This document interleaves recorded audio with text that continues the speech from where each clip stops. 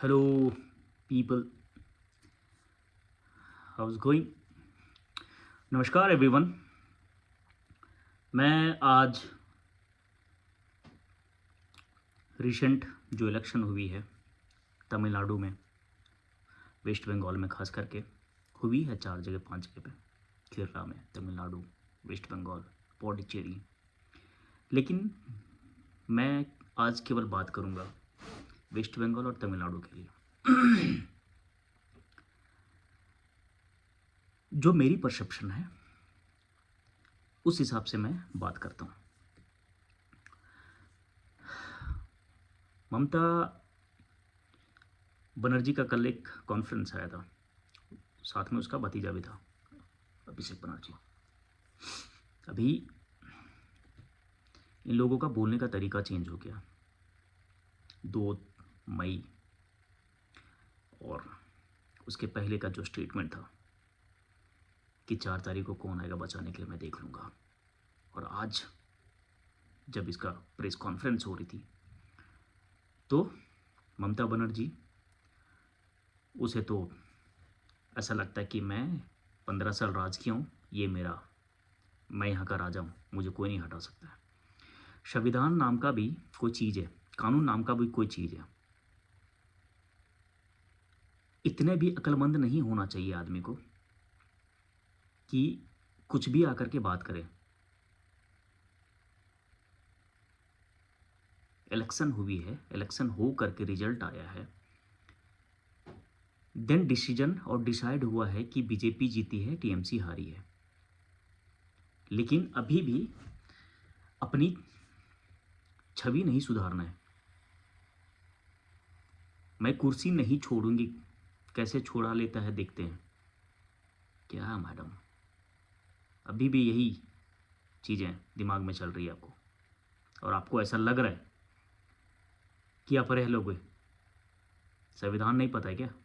या जो आपके साथ आगे पीछे घूमते हैं उनको नहीं पता है? कुछ भी बात करते हो, जनता नहीं जानती अब, बेखूबी से जनता समझ गई। और जिस लोगों पे आप भरोसा कर रहे थे वही लोग आपको वोट नहीं दिए। इसलिए बेहतर रहेगा कि साइलेंट हो जाओ। अभिषेक बनर्जी का धमकियां बहुत आ रही थी, लेकिन बेचारे का मुंह देखने लायक था। अभी बोल रहा था कि टीएमसी का पार्टी ऑफिस जला दिया। 15 साल टीएमसी के लोग क्या किए पता है? बीजेपी के लोगों को कितने लोगों का हत्या हुआ है, कितना घर उजड़ गया।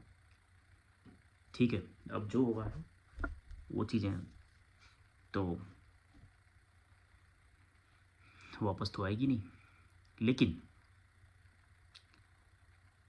ये जो स्टेटमेंट आ रहा था अभी ममता बनर्जी का कि मैं नहीं छोड़ूंगी गद्दी, कुर्सी नहीं छोड़ूंगी, तुम्हारा घर का कुर्सी ये नहीं छोड़ेगी।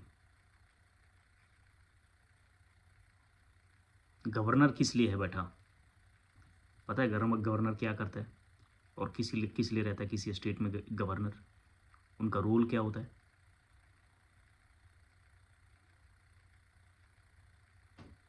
अब जिस लोग पे भरोसा कर रहे थे वही लोग आज आपको चोर चोर बोल रहे थे। क्या मतलब हुआ आपको ऐसे ज़िंदगी जीने से? वही लोग आपको छोड़ देंगे, छोड़ दिए और छोड़ देंगे। अभी शुभेंदु अधिकारी का स्टेटमेंट था कि 24 घंटे में टीएमसी ख़त्म।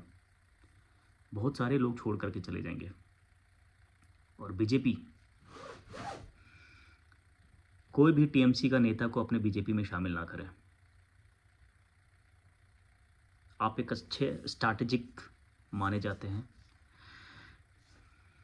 आप एक अच्छे राजनीतिकार हैं, आपके पास स्ट्रैटेजी बहुत अच्छी है, आप अपना स्किल्स यूज करते हैं, लेकिन उस स्किल्स को लेकर के चीज़ें गंवाए नहीं।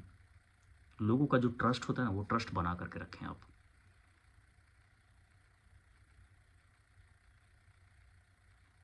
9 मई को शपथ ग्रहण होगा सीएम का, अभी तक चेहरा पता नहीं चला है। होप कि एक अच्छा सीएम उम्मीदवार आप चुनें जिसमें से डिसीजन अच्छा ले सके और बंगाल की जनता के लिए अच्छा संदेश देने का कोशिश करें। दूसरी बात, विजय जोसेफ तमिलनाडु, 2 साल पहले वो पार्टी टीवी के स्टार्ट किए हुए थे। 2 साल के पहले पार्टी स्टार्ट करने के बाद में वो मिनिमम 20 रैली किए हैं इस इलेक्शन के लिए। और 20 रैली में ऐसा कौन सा स्ट्रैटेजी या क्या नियम या क्या राजनीति या क्या किए हैं वो जो 100 से ज़्यादा सीट लाए। इतिहास में पहली बार है ऐसा। ऐसा कौन सा स्ट्रैटेजी अब बनाया यार। Really nice, proud of you. अभी तमिलनाडु में एक नया युग स्टार्ट होगा, एक नया राजनीति पॉलिटिक्स देखने को मिलेगा। Young CM, fresh CM. 644 crore का प्रॉपर्टी है इनके पास में। जब डिक्लेरेशन दे रहे थे तो 644 करोड़ का प्रॉपर्टी था, उसमें से 100 करोड़ का एफडी है। And we are saying like FD is useless. सोचो, इनके उम्मीदवार भी बड़े अजीब थे। एक इनका ड्राइवर का बेटा, इनका ड्राइवर एक ऑटो रिक्शा वाले को ये टिकट दिए थे, और वो ऑटो रिक्शा वाला एक वोट से जीता है। और हराया था किसको? 4 बार जो एमएलए रह चुका है वहाँ का, एक वोट से जीता है वो। He was crying, man. Literally, he was crying. The guy was crying. Really, really amazed to see.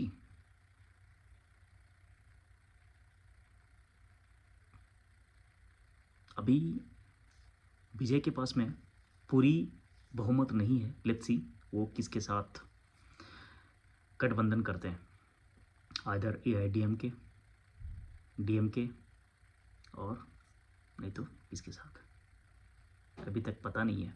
But let's see, news में तो बहुत सारी चीज़ें आ रही है, पर जब तक वो फाइनल नहीं होता, you don't trust to anyone. We can't trust anyone.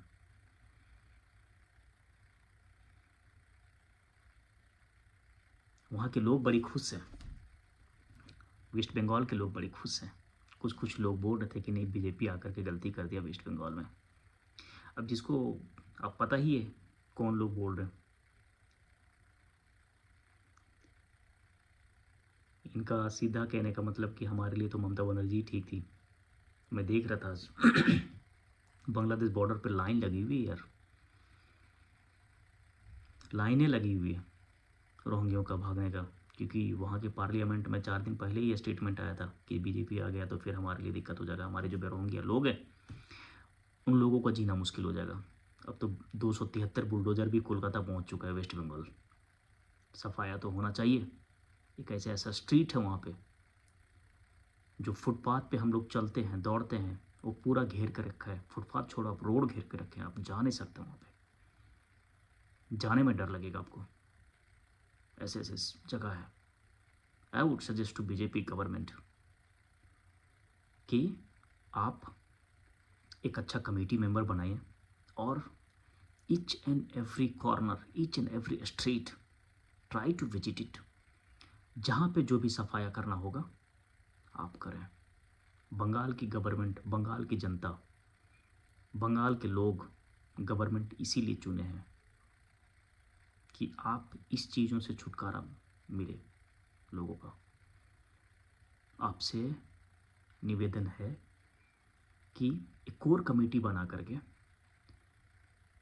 इस चीज़ को संज्ञान लें, और उसका जिस हिसाब से आपको बंगाल की जनता चुनी है उसमें आप उभरे। जो आपको साथ दिया आप उसको साथ दें। शुभेंदु अधिकारी का आज मैं स्टेटमेंट देख रहा था कि मुझे जो मदद किया है, मुझे जो साथ दिया है, हम उसके लिए काम करेंगे। कहना ठीक है, लोगों को बेवकूफ़ बना करके लेते आ रहे हैं, चलते आ रहे हैं लोग। अब बनने का टाइम ख़त्म हो गया। जो तुम्हारे बारे में सोचता है तुम उसके बारे में सोचो, otherwise no need to think about it.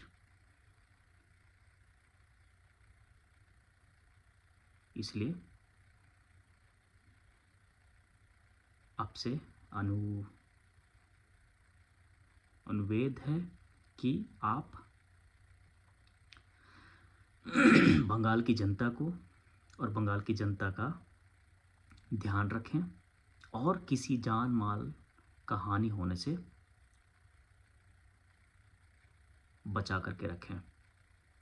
कोई भी परिवार, कोई भी लोग, कोई भी समुदाय के लोग हैं, किसी को कुछ तकलीफ़ नहीं होना चाहिए किसी दूसरे से। और जो अभी हुड़दंगी चल रही है उन सब चीज़ों को रोकना बहुत ज़रूरी है। बहुत सारे लोग हैं जो स्ट्रीट पे, रोडों पे निकल करके तोड़ फोड़ कर रहे हैं, वो गलत है। कोई भी निजी प्रॉपर्टी को तोड़ना गलत बात है, हाथ लगाना गलत बात है। जो गलत किया है उसके साथ गलत होगा।